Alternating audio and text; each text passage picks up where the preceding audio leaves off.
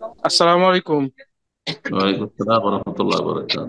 জি, শেখ, আমি রাজশাহী থেকে বলছি। বলেন।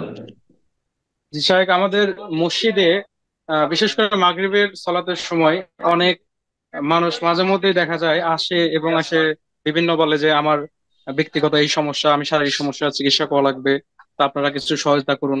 এটা নামাজ শেষে একাই উঠে বলে ফেলে। তো এইটা আসলে কতটুকু যায় যে এইভাবে মসজিদে টাকা চাওয়া?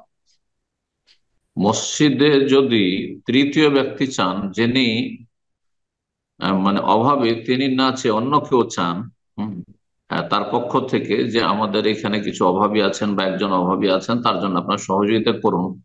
তো এর প্রমাণ আছে নবী সাল্লাল্লাহু সাল্লামের কাছে মদিনায় বেশ কিছু অত্যন্ত অভাবী, ক্ষুধার্ত, জীর্ণশীর্ণ অবস্থায়, ছেঁড়া ফাটা একেবারে সংকীর্ণ পোশাকে পৌঁছেছিলেন। সহিহ বুখারীর হাদিস।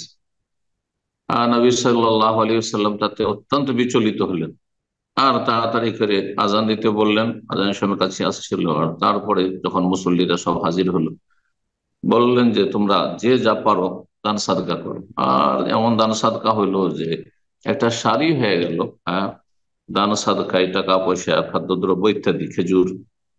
নবী সাল্লাল্লাহু আলাইহি সাল্লামের চেহারাটি উজ্জ্বল হয়ে উঠল। ফাতাহাল্লালা ওয়াজহুহু, হাদিসে রয়েছে। তো এইটাই করা উচিত। আর এইভাবে আসবে কেউ, আর এসে নিজ নিজ অভাব প্রকাশ করবে, আসলে অভাবী কিনা মসজিদ কর্তৃপক্ষ জানছে না। অনেকে আছে ব্যবসায়ী, জি, এই পেশাকে তারা বেছে নিয়েছে, কাজকর্ম করবেন না, সুস্থ, তারপরও নিজে খুঁড়িয়ে খুঁড়িয়ে আসে, নিজের রোগের কথা বলে, মিথ্যা কাগজপত্র দেখায়। আল্লাহ এদের হেদায়েত করে, এদের অনিষ্ট থেকে রক্ষা করুন। এই জন্য এই রকমের অনুমতি না দেওয়া উচিত। এতে হচ্ছে কি, অনেক অসৎ লোকেরা এইভাবে অবৈধ ইনকাম করছে আর হারাম খাচ্ছে, এবং এই ক্ষেত্রে সহযোগিতা করা হবে জন্য দেবেন না। অনেকে আছে পাপী, অনেকে পাপী, ধূমপান করে, হ্যাঁ, গাড়ি মুন্ডন করে, তাদেরকে দান করবেন।